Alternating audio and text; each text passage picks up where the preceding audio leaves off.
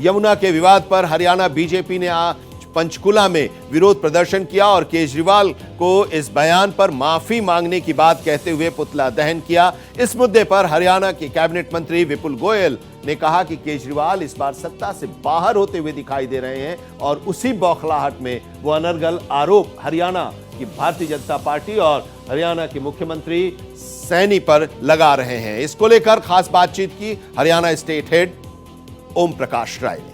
केजरीवाल के बयान के खिलाफ यहाँ धरना दिया गया, उनका पुतला जलाया गया। जिस तरह से पानी को लेकर अब राजनीति होने लगी, पानी तो हरियाणा शुरू से दे रहा है दिल्ली को, और दिल्ली में हरियाणा के ही लोग बसते हैं और अब कहा जा रहा है ऐसी पॉलिटिक्स की जा रही है। अरे देखिए ना, 3.25 करोड़ लोगों की चुनी हुई सरकार पर जिस तरीके का इन्होंने वो दिया, माननीय मुख्यमंत्री नायब सैनी जी पर जो आरोप लगाने का काम किया, वो राजनीतिक प्रेरित जो आरोप है, ये बहुत इसके मायने आगे तक जाएंगे।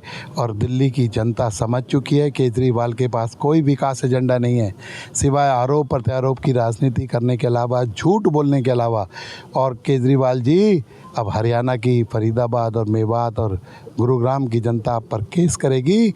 जिस तरीके का जहर आप पिलाने का काम उनको कर रहे हैं यमुना के पानी के द्वारा, अभी तक तो हमने ज्ञापन दिए, प्रदर्शन किए, लेकिन अब आप पर केस करने का काम फरीदाबाद के लोग करेंगे। सर, जिस तरह से देखा जाए कि हरियाणा में भी चुनाव लड़ा था आम आदमी पार्टी ने और टाई फिक्स हो गई, जिस तरह से दिल्ली बदहाल है 10 साल से देखा जाए, तो अब कुछ दिख नहीं रहा है, तो हरियाणा पे आरोप लगाना ही रह गया, बाकी क्या जो है केजरीवाल दिल्ली की यमुना को दूषित करने का काम कर रहा है और हरियाणा से लेकर मथुरा तक जो यमुना जाती है उसमें जहर मिलाने का काम केजरीवाल कर रहा है।